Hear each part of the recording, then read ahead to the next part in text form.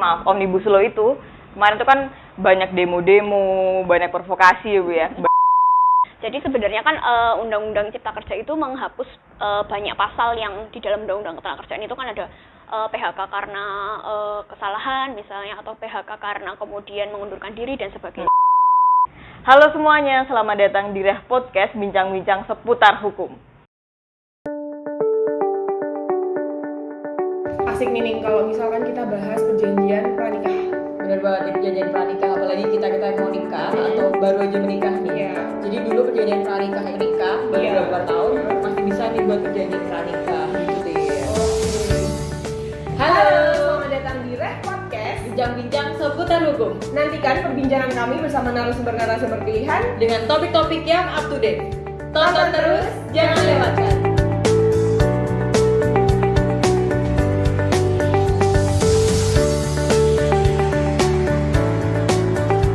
Kita kali ini akan bahas terkait dengan klaster ketenagakerjaan.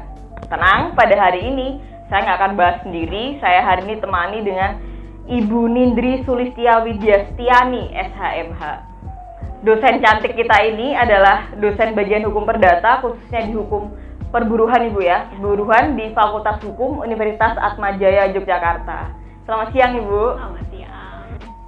Akhir-akhir ini kan banyak diperbincangkan banyak di media sosial, banyak webinar-webinar juga membahas tentang ketenagakerjaan, bahwa sebelum disahkannya Undang-Undang Omnibus Law itu, kemarin itu kan banyak demo-demo, banyak provokasi ya Bu ya, banyak provokasi.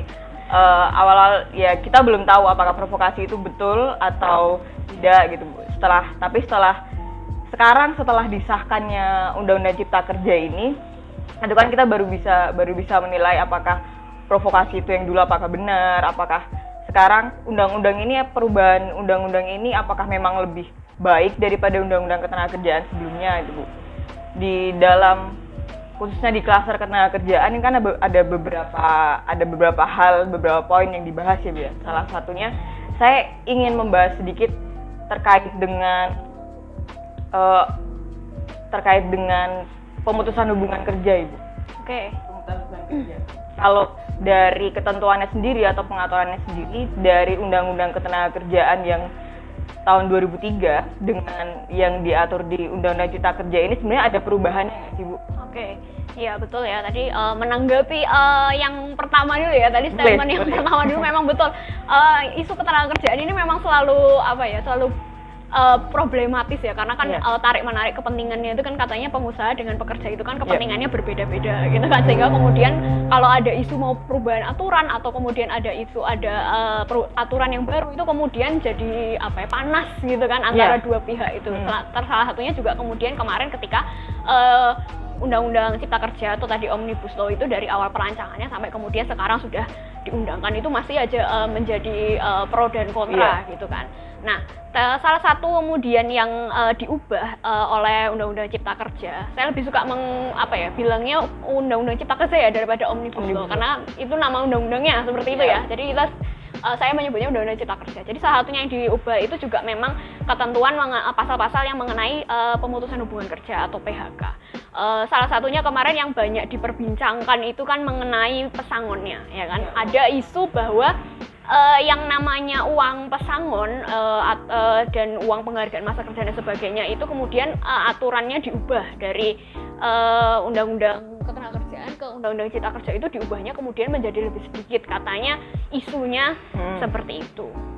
Kalau kemudian kita lihat sendiri di dalam Undang-Undang Cipta Kerja yang sudah diundangkan, itu sebenarnya besaran pesangon di dalam pasal 156 ayat 1, kemudian juga uang penghargaan masa kerja di 156 ayat 2 dan selanjutnya itu juga sebenarnya besarannya sama gitu. Jadi besarannya sama. Nanti bisa dilihat dari poin A sampai poin terakhir itu besarannya itu tetap gitu. Hanya saja memang ada rumusan kalimat itu yang sedikit berbeda. Jadi kalau dulu di dalam Undang-Undang Ketenagakerjaan yang namanya uang pesangon itu wajib diberikan paling sedikit. Ada tulisannya paling sedikit. Paling sedikit. Sedangkan kalau yang di dalam Undang-Undang Undang-Undang Cipta Kerja itu paling sedikitnya hilang. Jadi uang pesangon diberikan dengan ketentuan sebagai berikut. Itu yang berbeda sebenarnya. Tapi kalau nominalnya besarannya dari poin A sampai poin terakhir itu sama. gitu.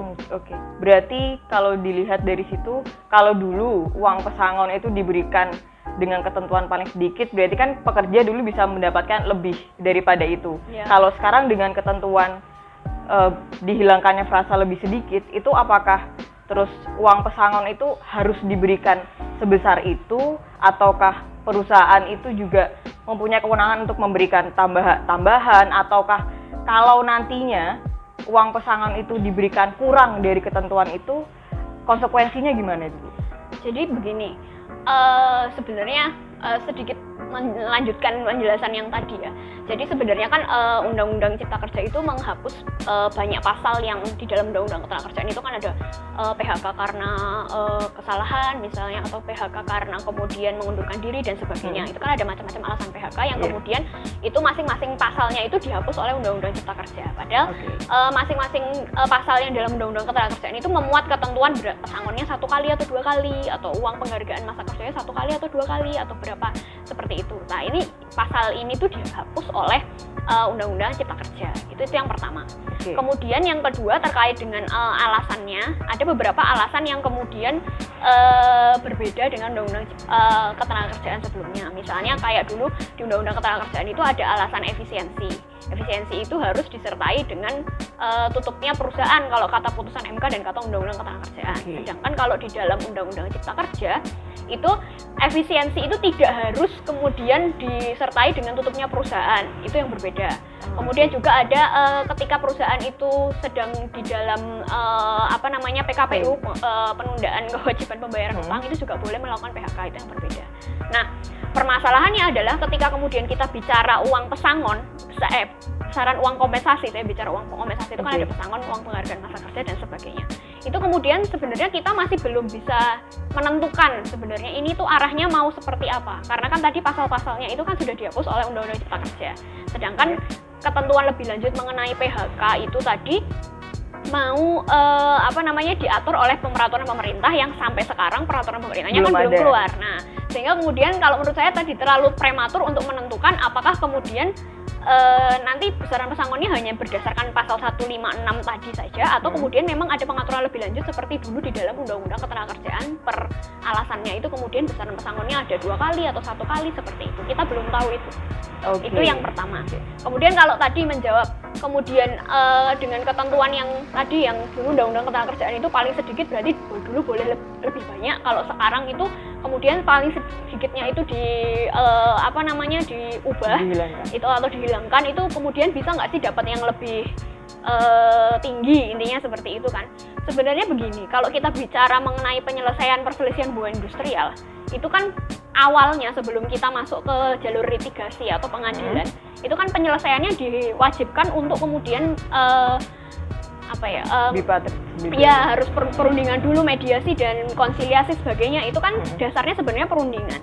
Kalau yang namanya perundingan, musyawarah itu kan dasarnya win-win solution ya. Jadi kemudian kesepakatan para pihak. Jadi kalau kemudian di dalam penyelesaiannya itu ditentukan misalnya disepakati lebih besar dari ketentuan peraturan perundangan, ya boleh saja.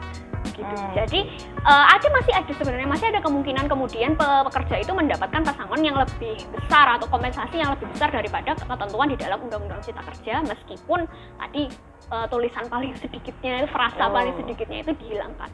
Itu yang pertama. Kemudian yang kedua, kalau misalnya didapatnya itu kurang, ya kan, dapatnya itu kurang dari ketentuan yang tadi Bu, yang di dalam pasal 156 itu seperti apa? Gini, kalau kalau misalnya kemudian pekerjanya itu tidak menerima, artinya kemudian dia maunya ya minimal sama dengan ketentuan peraturan perundangan, tentu saja itu kemudian nanti akan masuk ke dalam mekanisme penyelesaian sengketa hubungan industrial gitu. Jadi nanti tadi dari bipartit dulu, atau mediasi, konsiliasi, arbitrase, kemudian ke pengadilan hubungan industrial dan ke Mahkamah Agung, seperti itu. Tapi kalau misalnya ternyata tadi saya bilang lagi yang namanya penyelesaian hubungan industrial itu kan win-win solution ya.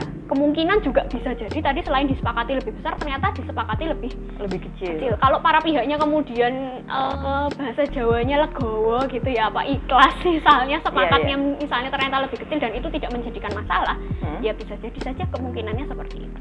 Gitu. Tapi masih ada hak atau kemudian ketika pekerja itu nggak mau memang seperti itu, ya diusahakan kemudian dituntutkan haknya melalui mekanisme penyelesaian perselisihan hubungan industrial. Oke, Ibu. Tadi ketika ada perselisihan dari pekerja dengan pengusaha terkait dengan uang kompensasi tadi, Ibu, ada kemungkinan ketika ada kesepakatan itu bisa diberikan lebih daripada ketentuan di Undang-Undang Cipta Kerja. Tapi apakah dari sisi pegawai, tentu kan kalau dari sisi perusahaan mungkin itu dari PHK saja dengan ketentuan itu mungkin akan lebih memilih untuk memberikan kompensasi sesuai dengan aturan ya Bu ya. Tapi untuk pegawai sendiri, dasar apakah ada dengan undang-undang ini kan dasar haknya dirasa kurang ya Bu untuk meminta kompensasi itu lebih gitu. Dari kalau sebagai pegawai untuk meminta kompensasi yang lebih daripada ketentuan di Undang-Undang Cipta Kerja yang sekarang mungkin PP-nya belum ada jadi kita belum tahu. Ya. Nah itu apakah nanti di dalam kontrak kerja itu juga harus disertakan atau dengan atau tidak adanya ketentuan bahwa nanti kompensasi bisa diberikan sesuai dengan kemampuan perusahaan, itu apakah juga bisa pegawai itu menuntut lebih daripada ketentuan yang ada di Undang-Undang Cipta Kerja itu? Jadi begini, kenapa kok kemudian sebenarnya ada filosofinya? Jadi kenapa kok kemudian yang namanya undang-undang di dalam lingkup hukum ketenagakerjaan atau hukum perburuan itu kok kesannya hanya mengatur yang minimal kayak upah minimum gitu kan, hak istirahat ya minimal sekian gitu, atau kemudian pesangon paling sedikit tadi atau sebagai berikut. Itu kan sebenarnya filosofinya adalah proses dari negara itu untuk kemudian melakukan sosialisering proses atau kemudian untuk melindungi pihak-pihak yang lebih lemah ini. Kalau kemudian kita bicara konteksnya hukum ketenagakerjaan berarti kan pekerja, karena bargaining positionnya kan nggak imbang gitu kan. Nah, aturan-aturan di dalam ketenagakerjaan ini itu filosofinya tuh tadi untuk jaring pengaman, sehingga tuh kalau misal kenapa kemudian pengaturannya minimum, sehingga kalau misalnya ada pekerja yang kemudian mengalami hal yang diatur gitu, dia tidak dibayar di bawahnya atau dia tidak mendapatkan hak yang kemudian di bawah minimum itu tadi. Jadi sebenarnya kalau ada orang jatuh itu kemudian ya di apa ya, bahasa Indonesia itu ditangkap gitu lah. Jadi jangan sampai kemudian jatuh nyusruk ke bawah gitu kan. Jadi filosofinya seperti itu. Jadi kenapa kemudian kok diaturnya yang minimum atau kemudian batas bawahnya saja, karena memang seperti itu. Dan banyak juga sebenarnya perusahaan-perusahaan besar yang kemudian mengatur hak-hak pekerja lebih dari apa yang kemudian diatur dari undang-undang gitu. Contohnya tadi misalnya yang disebutkan oleh Mbak Bening itu ya, ketika kemudian ada aturan di dalam peraturan perusahaan atau di dalam perjanjian kerja atau di dalam perjanjian kerja bersama memang kemudian disepakati berbeda daripada peraturan perundang-undangan, itu boleh. Hanya saja memang kesepakatannya itu kita balik lagi ke syarat sahnya perjanjian itu tadi kan, tidak boleh kemudian bertentangan dengan peraturan perundang-undangan. Artinya tidak boleh kemudian disepakati ya lebih rendah daripada kemudian ketentuan dari peraturan perundang-undangan itu sendiri gitu. Jadi kalau misalnya mau disepakati lain ya disepakatinya tentu saja harusnya lebih baik gitu. Kalau kemudian tidak bisa memberikan lebih baik ya berarti ya dikembalikan lagi ke dalam pengaturan di dalam peraturan perundang-undangan. Oke, Bu.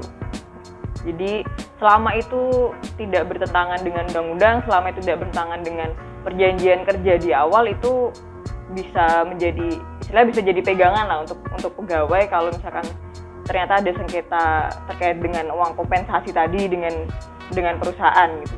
Ya tadi kan kalau tadi misalnya perjanjian kerja atau perjanjian kerja bersama itu kan konsepnya perjanjian. Yang namanya perjanjian kalau kita balik lagi ke pasal 1320 itu kan tidak boleh bertentangan dengan undang-undang. Iya, dengan undang-undang. Jadi ya artinya yang disepakati itu tadi ya pedomannya sesuai dengan undang-undang.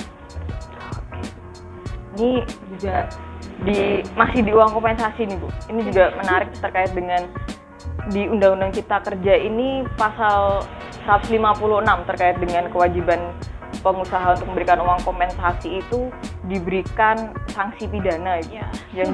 Yang dulu diatur hanya sengketanya itu diselesaikan dengan sengketa industrial secara perdata. ini sekarang diberikan sanksi pidana kepada pengusaha yang tidak memberikan uang pesangon, uang penggantian, uang kompensasi untuk pegawai.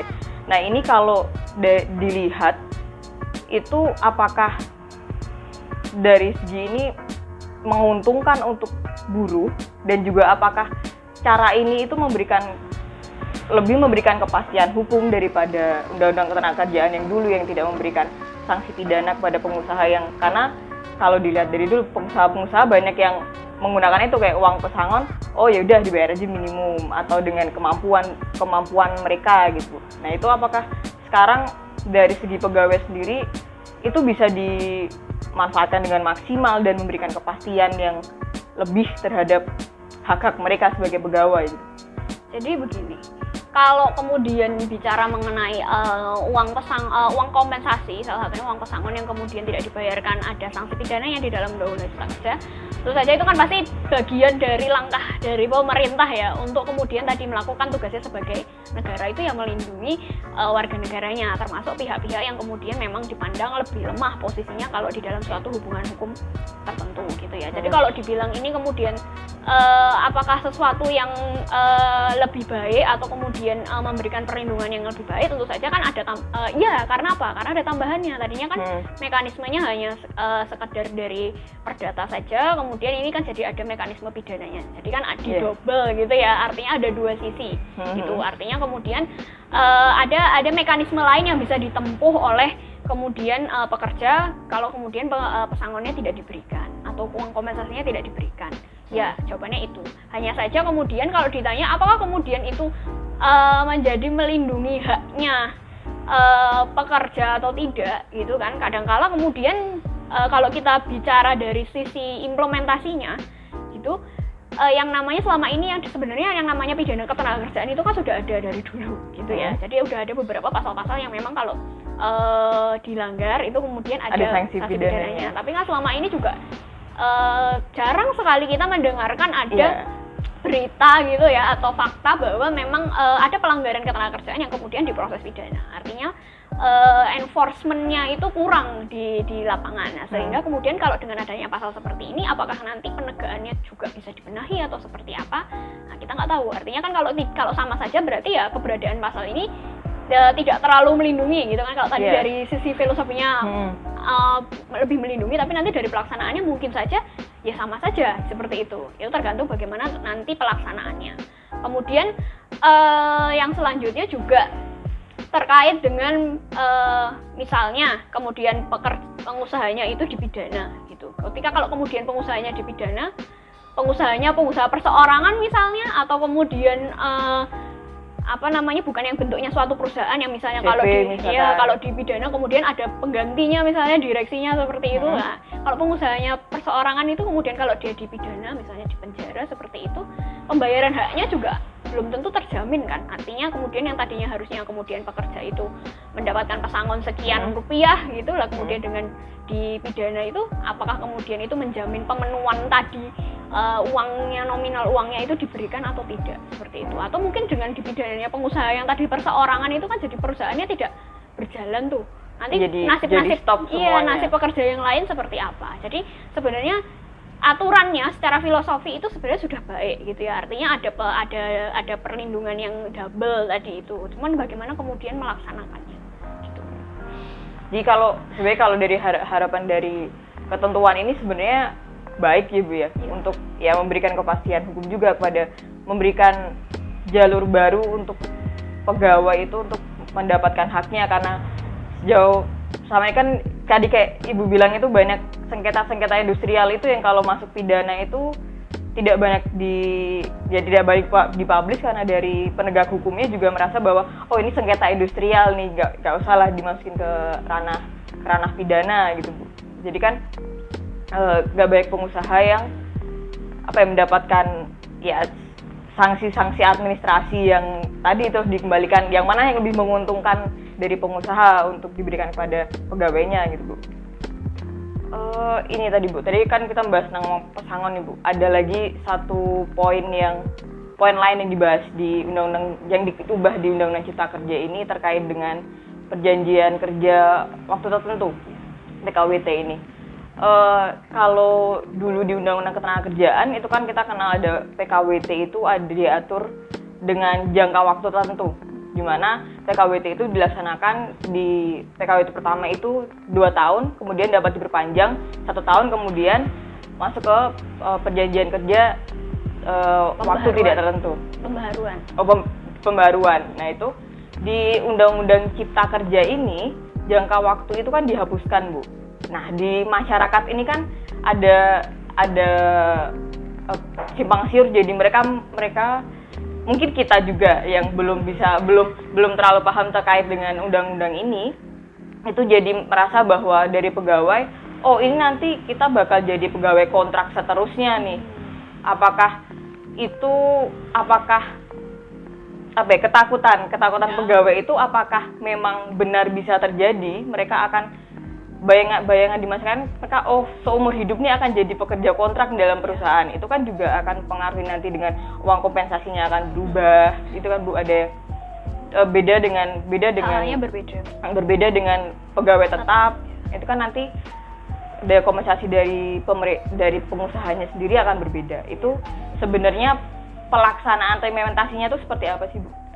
Jadi gini, memang betul ya, di dalam Undang-Undang Ketenagakerjaan itu kan dulu ada pengaturan mengenai jangka waktunya, alias ada frasa di mana kemudian di Undang-Undang Ketenagakerjaan itu diatur maksimal ya pekerjaan yang sifatnya sementara paling lama 3 tahun seperti itu, dan kemudian ada ketentuan kontrak pertama itu berapa tahun, kemudian perpanjangannya berapa, kemudian nanti kalau mau pembaharuan bagaimana, maksimalnya berapa, itu kan ada aturannya tadinya seperti itu. Nah di dalam Undang-Undang Cipta Kerja ini juga ternyata itu jangka waktu yang 3 tahun itu tadi itu dihapus, kemudian ada aturan atau ayat baru yang kemudian memang mengatur bahwa memang jangka waktunya itu bisa disepakati oleh pekerja dengan pengusaha sendiri gitu ya. Jadi ini juga jadi isu yang paling ramai selain tentang pesangon itu. Kemudian kalau kita bicara mengenai perubahan dari Undang-Undang Ketenagakerjaan ke Undang-Undang Cipta Kerja itu bagaimana? Sebenarnya gini, saya kalau membahas sesuatu sukanya melihat filosofinya dulu gitu kan. Tadi kan saya juga menjawabnya dari filosofinya dulu. Kemudian kalau misalnya kita bicara mengenai tadi, sebenarnya bijak nggak sih yang namanya jangka waktu itu disepakati oleh para pihak gitu, atau dari pengusaha dengan pekerja? Sebenarnya kalau menurut saya enggak. Kenapa? Karena tadi balik lagi, kalau kita bicara mengenai yang namanya hubungan kerja antara pengusaha dengan pekerja, meskipun mereka itu dasarnya perjanjian yang katanya kemudian ya ada kebebasan berkontrak dan segala macam, yang namanya perjanjian kerja itu kan pihaknya itu berbeda, antara bargaining positionnya antara pengusaha dengan pekerja itu kita akui sangat berbeda. Nggak bisa kemudian disamakan ketika kalau kita mau bikin perjanjian jual beli misalnya atau sewa menyewa, itu kan tawar menawarnya kan seimbang gitu kan. Kalau ini kan tidak. Lagi pula juga kalau kita lihat itu kan, kalau kita mau melihat atau penelitian misalnya di perusahaan-perusahaan yang namanya perjanjian kerja itu pasti perjanjian standar, kontrak standar ya kan. Pekerja itu tinggal ya udah baca, tanda tangan, kalau nggak mau ya udah pergi, take it or leave it kan gitu. Jadi menurut saya kalau kemudian jangka waktunya itu disepakati oleh para pihak, ya nggak bijak, artinya nggak akan ada kesepakatan mengenai itu gitu kan. Jadi ya pasti sudah ditetapkan oleh pengusaha, kemudian pekerja ya tinggal mau ambil atau tidak gitu kan. Jadi kemudian perlindungannya kurang, harusnya tetap harus ada batasan minimum dari kemudian yang namanya undang-undang. Makanya kan tadi saya bilang yang namanya peraturan undang-undang bidang ketenagakerjaan itu harusnya jaring pengaman. Ada pengamannya, minimumnya berapa sih? Harusnya seperti itu. Jadi kalau dari segi filosofinya sebenarnya tidak bijak lah mengatur seperti itu. Gitu. Kemudian apakah kemudian tadi pertanyaannya Mbak Bening adalah kalau misalnya kemudian seperti itu, apakah nanti kemudian yang namanya pekerja itu akan selamanya menjadi pekerja kontrak gitu kan, dari awal hire sampai nanti terakhir misalnya sampai meninggal dunia gitu? Apakah kemudian sampai nanti udah sampai umur pensiun gitu? Apakah kemudian nanti tetap jadi pekerja kontrak atau tidak? Gini. Ini juga kembali lagi karena PP-nya belum keluar, karena kan ini kan mau diatur antara jangka waktu, perpanjangan dan sebagainya itu mau diatur dalam PP. PP-nya juga belum keluar kan, jadi terlalu prematur juga untuk menjawab pertanyaan itu sebenarnya gitu. Tapi kalau kemudian mau kita lihat dari sisi yang lain, dari jenis-jenis pekerjaan yang ada di pasal 59 itu, jenis-jenis pekerjaannya itu kan sebenarnya tetap mengacu pada pekerjaan-pekerjaan yang sifatnya sementara atau pekerjaan-pekerjaan yang sifatnya tidak tetap. Jadi kalau pekerjaan-pekerjaan yang tetap itu tidak boleh di PKWT kan, kalau di dalam pasal 59 baik Undang-Undang Ketenagakerjaan maupun Undang-Undang Cipta Kerja. Artinya adalah kalau misalnya kemudian tadi pertanyaannya apakah seumur hidup kemudian akan dikontrak atau tidak, lah kalau kemudian dia seumur hidup misalnya dari usia 20 tahun bekerja kemudian pensiun umur 50, artinya 30 tahun bekerja dia bekerja di posisi yang sama, itu berarti kan itu pekerjaannya sifatnya tidak sementara, sifatnya itu terus menerus ada, sehingga mestinya itu tidak boleh di PKWT, tidak boleh di PKWT, sehingga kemudian kalau itu di PKWT kan ada pelanggaran sehingga kemudian berubah otomatis jadi PKWT. Jadi kalau misalnya ditanya di luar kemudian tadi kita bisa meraba berapa tahun ya nanti aturannya di PP itu seperti apa ya, kalau ditanya kemudian apakah jadi kontrak seumur hidup, tapi kalau lihat dari konstruksi hukumnya ya nggak bisa, karena ya kalau pekerjaannya itu kemudian terus menerus ada sampai pekerjaannya nanti pensiun itu tetap ada di perusahaan itu, ya berarti itu bukan termasuk pekerjaan yang bisa diikat dengan PKWT. Oh, jadi asumsi bahwa sebenarnya mungkin akan pelaksanaan mungkin akan seperti undang-undang ketenagakerjaan yang dulu ya Bu. Tetap harus ada di dasar tetap harus ada tadi jaring pengamannya, harus PKWT pertama itu harus berapa tahun, karena juga tadi kalau di awal masuk pegawai sudah ada tawar menawar terkait PKWT mau berapa tahun itu juga nggak mungkin ya. Betul. Artinya idealnya harus dikembalikan lagi tadi. Apakah kemudian PP ini mau mengaturnya seperti apa? Idealnya ya harusnya ada minimumnya, ada jaring pengamannya berapa, maksimalnya berapa misalnya seperti itu, atau minimumnya seperti apa. Jadi harus ada aturan yang jelas. Nggak bisa kemudian dilepas dengan kesepakatan saja itu. Menurut saya nggak bijak gitu. Oke. Jadi walaupun nanti ketika ada PP-nya mungkin diharapkan memang mengatur ada minimum waktunya. Tapi ketika nanti ada ketentuan bahwa ada minimum waktunya seperti yang diatur di Undang-Undang Ketenagakerjaan 2 tahun kemudian diperbarui 1 tahun gitu. Terus ada ketentuan bahwa nanti itu bisa atau sesuai dengan kesepakatan antara pengusaha dengan pegawai berarti. Itu tapi jika tidak diberikan jangka waktu kayak di Undang-Undang Ketenagakerjaan, jangka waktu kan 3 tahun, kemudian pelaksanaannya dipecah 2 tahun, 1 tahun gitu. Ketika nanti tidak diatur jangka waktu maksimalnya, itu nanti apakah juga jadi satu hal yang bermasalah juga bagi pegawai juga? Kalau misalnya kita bicara itu jadi masalah atau tidak, tentu saja nggak harus kemudian kita melihat ke implementasinya, kita lihat dari konstruksi hukumnya itu juga nggak tepat kalau kemudian nanti di dalam PP-nya nggak ada jangka waktunya, karena kan kita bicara katanya PKWT itu bisa diterapkan terhadap jenis-jenis pekerjaan yang sifatnya sementara. Yang pekerjaannya itu sifatnya tidak tetap. Artinya kalau sementara tuh sementaranya tuh berapa lama, itu kan harus ada kemudian penerjemahan definisi hukumnya atau kriteria hukumnya itu kan harus ada. Caranya kemudian kalau kita bicara sementara berarti kita lihat itu dari selesainya pekerjaan atau kemudian dari jangka waktunya kan gitu. Nah, berarti yang namanya nanti PP-nya itu harusnya itu ya ada jangka waktunya seperti itu. Jadi ya kalau kemudian kita bicara sementara terus tidak diatur sementaranya itu berapa ya, berarti nggak harus lihat implementasinya, berarti peraturannya saja, peraturan perundang-undangannya saja sudah bermasalah begitu. Oke. Itu tadi terkait PKWT Bu ya. Saya tadi kelupaan mau nanya terkait uang pesangon tadi Bu. Balik lagi ke uang kompensasi tadi. Itu kan di Undang-Undang Cipta Kerja sekarang itu diatur bahwa kewajiban pengusaha itu memberikan uang pesangon karena ada yang pemutusan hubungan kerja tadi ya Bu ya. Di pasal sebelumnya itu kan diatur terkait pemutusan hubungan kerja itu ada alasan yang boleh digunakan oleh pengusaha untuk melakukan PHK dan alasan yang tidak boleh digunakan oleh pengusaha kan untuk melakukan PHK itu.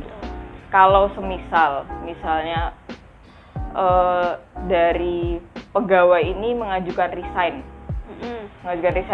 ke perusahaan gitu, itu kan juga akan dapat uang kompensasi juga. Ya. Apakah benar? Ya kan? Dapat uang kompensasi juga. Betul. Nah itu apakah pasal itu bisa digunakan juga oleh pegawai itu untuk nanti mengejar hak dia untuk mendapatkan uang kompensasi itu, Bu. Karena kan ada di situ kewajiban pengusaha adalah memberikan uang kompensasi. Nanti ketika resign, dari perusahaan apakah memungkinkan kalau misalkan dia resign akan ada ketentuan lain, misalkan kebijakan perusahaan, uang kompensasinya akan berkurang atau nanti ada uang pesangon tidak diberikan, hanya uang penggantian kerja aja gitu kan.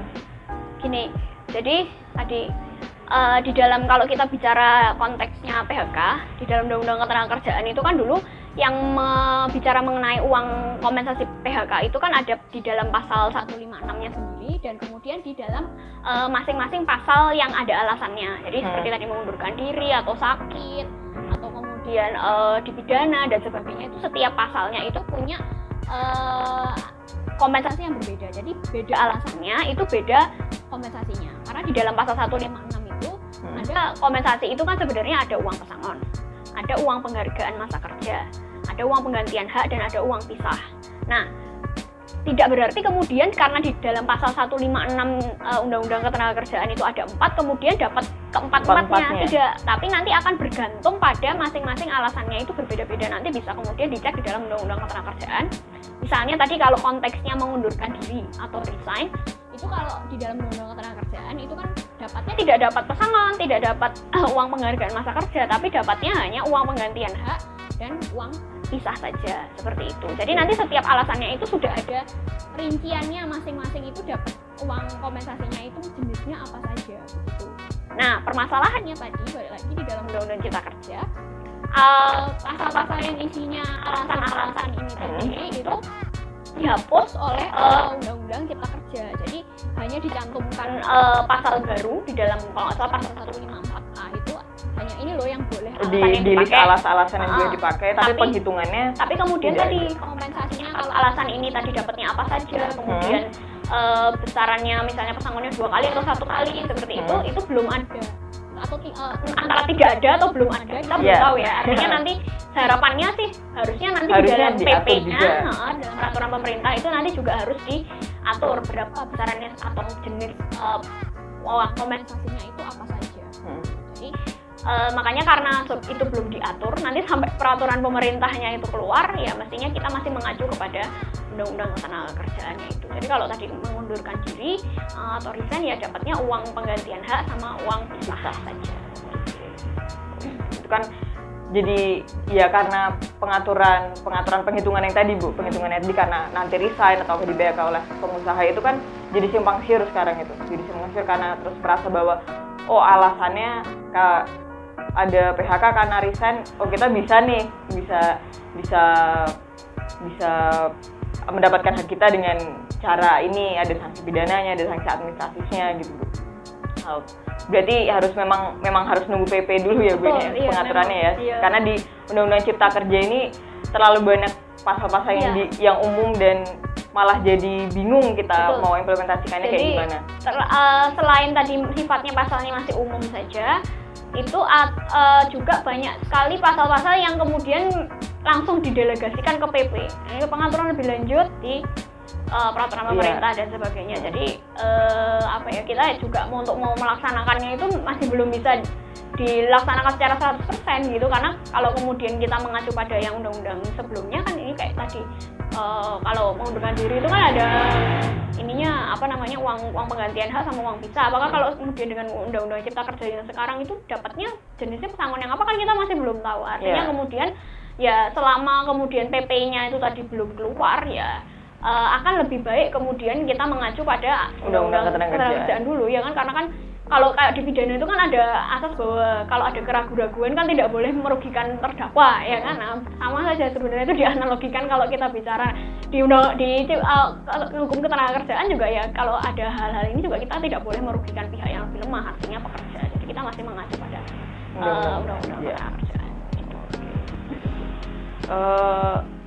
Ke satu lagi, Bu, mungkin ini terakhir ya, Bu ya. Mungkin ini terakhir ya, Bu ya. Terkait dengan waktu kerja, Bu. Waktu kerja. Kalau di Undang-Undang Ketenagakerjaan dulu kan rigid ya, Bu ya, diatur bahwa jam kerja itu adalah 7 jam per hari untuk pegawai yang bekerja 6 hari kerja. 6 hari kerja, 6 hari kerja, 1 hari libur. Terus untuk yang 5 hari kerja, 8 jam per hari, 2 hari libur. Nah, dalam Undang-Undang Cipta Kerja ini kan yang disebutkan di situ hanya waktu kerja itu adalah 8 jam. 7 jam. 7 jam per hari, 6 hari kerja, 1 hari libur. Oke, nah, itu di masyarakat itu kan terus jadi menilainya bahwa semua pekerjaan ini sekarang kerjanya harus 6 hari, 1 hari libur. Nah, ini kepastian. Terus apakah pekerjaan yang 5 hari kerja, 2 hari libur itu apakah tetap terlindungi dari pasal itu? Terus bagaimana pekerjaan-pekerjaan yang sekarang modelnya bisa 3 hari kerja, 4 hari kerja. Nah, itu apakah bisa terlindungi juga dari pasal itu, Bu? Gini, jadi kalau undang-undang ketenagakerjaan itu kan sistemnya tadi benar ada 2 ya. Ada untuk sistem 6 hari kerja 7 jam. Kemudian juga 5 hari kerja 8 jam dengan maksimal waktunya 40 jam 1 minggu gitu ya. Ini kan kemudian jadi rame karena memang mengacunya itu nggak tahu saya itu dapatnya dari mana, itu orang-orang yang ada di internet itu ya, netizen itu nggak tahu dapatnya dari mana. Mungkin mengacunya pada draft yang lama, ya, yang sekitar masih bulan Februari itu kan masih banyak banget kesalahannya gitu. Jadi tapi kalau kita lihat nanti di dalam Undang-Undang Cipta Kerja yang memang sudah diundangkan, waktu kerja itu sebenarnya sama. Jadi sistemnya sama, tetap 6 hari kerja 7 jam dan 8 jam untuk 5 hari kerja dengan maksimal 40 jam 1 minggu. Jadi sama, sebenarnya nggak ada perbedaan. Yang berbeda adalah ketentuan waktu istirahatnya. Jadi untuk waktu istirahatnya itu tadinya di dalam Undang-Undang Ketenagakerjaan itu jelas. Jadi kalau misalnya 5 hari kerja ya berarti istirahat mingguannya itu 2 hari. Kalau 6 hari kerja itu istirahat mingguannya 1 hari gitu kan, karena kan 1 minggu 7 hari ya kan. Jadi kalau 5 hari kerja ya 2 hari, kalau 6 hari kerja ya 1 hari. Nah, di dalam Undang-Undang Cipta Kerja itu hanya dituliskan bahwa istirahat mingguan itu paling sedikit itu untuk 6 hari kerja itu 1 hari. Nah, sementara yang untuk yang 5 hari kerja itu tidak disinggung. Tapi kalau kalau saya kemudian menerjemahkan itu kemudian ada tulisan paling sedikit atau minimalnya, berarti ya sebenarnya ya kalau mau pakai 5 hari kerja ya berarti bisa saja menggunakan dua liburnya 2 hari dalam 1 minggu ya kan, karena itu tadi minimal kan, artinya kalau pakai 6 hari kerja berarti liburnya kan minimal 1 hari, berarti kalau pakai 5 hari kerja berarti boleh dong, kalau minimalnya 1 tadi ngambil liburnya 2 hari berarti kan boleh. Boleh, ya, tapi boleh. Kalau dari segi kepastian hukumnya nggak bagus. Artinya dari merumuskan peraturan undang-undangannya itu untuk segi kepastian hukumnya kurang baik. Tapi kalau kemudian kita sebagai orang hukum itu menginterpretasikan itu ya sebenarnya masih bisa saja dimasukkan ke dalam itu. Gitu. Itu yang pertama. Kemudian yang kedua yang berbeda lagi adalah mengenai jam lembur. Waktu lemburnya. Jadi kalau dulu dalam Undang-Undang Ketenagakerjaan itu kan lembur 1 hari maksimal 3 jam dengan maksimal 14 jam seminggu. Nah, ini oleh Undang-Undang Cipta Kerja itu ditambah. Jadi 1 hari 4 jam, kemudian maksimal 1 minggu itu 18 jam. Itu sih sebenarnya yang berbeda. Jadi kalau untuk implementasinya nanti waktu kerjanya sebenarnya nggak berubah ya, Bu? Nggak berubah dan bisa dilaksanakan seperti Undang-Undang Ketenagakerjaan yang dulu gitu ya, Bu. Yang beda adalah waktu lemburnya jadi lebih banyak sekarang ya, Bu ya. Tapi kalau terkait dengan upah lemburnya sendiri ada perubahan nggak sih, Bu? Kalau upah lemburnya tidak disinggung di dalam Undang-Undang Cipta Kerja. Artinya berarti masih sama untuk mengakan sebenarnya upah lembur itu kan cara penghitungannya diaturnya di dalam Permen. Peraturan menteri, intinya seperti itu. Jadi kalau di dalam Undang-Undang Cipta Kerja itu tidak disinggung sama sekali, hanya pokoknya kalau mempekerjakan lembur ya berarti pengusaha wajib membayar upah lembur gitu. Nah, ini kemudian tidak disinggung, artinya masih mengacu pada yang lama gitu. Menarik Ibu tadi ya pembicaraan kita ya, Bu ya, mengulas terkait dengan Undang-Undang Cipta Kerja ini. Kurang lebih kita tadi membahas terkait dengan PKWT, kita bahas uang pesangon, kita bahas selanjutnya tadi waktu kerja juga kita bahas. Ternyata sebenarnya yang beredar di masyarakat selama ini itu dari zaman awal-awal RUU Cipta Kerja ramai diperbincangkan, kemudian draftnya bermacam-macam format itu berkeliaran di masyarakat gitu. Ternyata ada beberapa poin yang memang jika dilihat dan jika dibaca, dipahami dan diperhatikan di Undang-Undang Cipta Kerja yang sekarang itu ternyata juga ada sisi bagusnya untuk pegawai juga, ada sisi bagusnya untuk pengusaha juga. Ternyata tidak semua yang diberitakan di masyarakat itu 100% benar, dan mungkin jadi poin penting kita juga ya, bahwa untuk bisa mengkritisi suatu produk hukum dari pemerintah itu memang kita harus memahami dulu, apalagi ini pembahasannya lumayan, memang mungkin yang paling dekat dengan masyarakat ya Bu ya, karena berkaitan dengan pegawai, dengan buruh, dengan pengusaha dan lain sebagainya. Masih banyak ya Bu ya, masih banyak kelas-kelas lain yang bisa dibahas di ketenagakerjaan ini. Mungkin lain waktu mungkin Bu ya, mungkin kita akan bahas lagi, mungkin minggu depan mungkin kita akan bahas lagi jadi lebih dalam ya kan, terima kasih banyak Ibu Nindri sudah datang, sudah memberikan ilmunya kepada kami semua. Semoga teman-teman sekalian bisa mendapatkan pengetahuan baru, insight baru dari ini semua, dan juga tidak terbawa dengan provokasi-provokasi di luar sana dari orang-orang yang mungkin ya memang tujuannya memang untuk memberikan efek negatif ke masyarakat. Jadi kita akan terus update terkait dengan isu-isu hukum yang bisa kita bahas. Kalau misalkan teman-teman ada pertanyaan atau ada saran, kira-kira topik apa ya enak dibahas untuk minggu depan ya. Dan jangan lupa kita akan update terus setiap minggunya untuk berbagi informasi dengan teman-teman sekalian. Jadi jangan lupa subscribe channel kita Reh Podcast.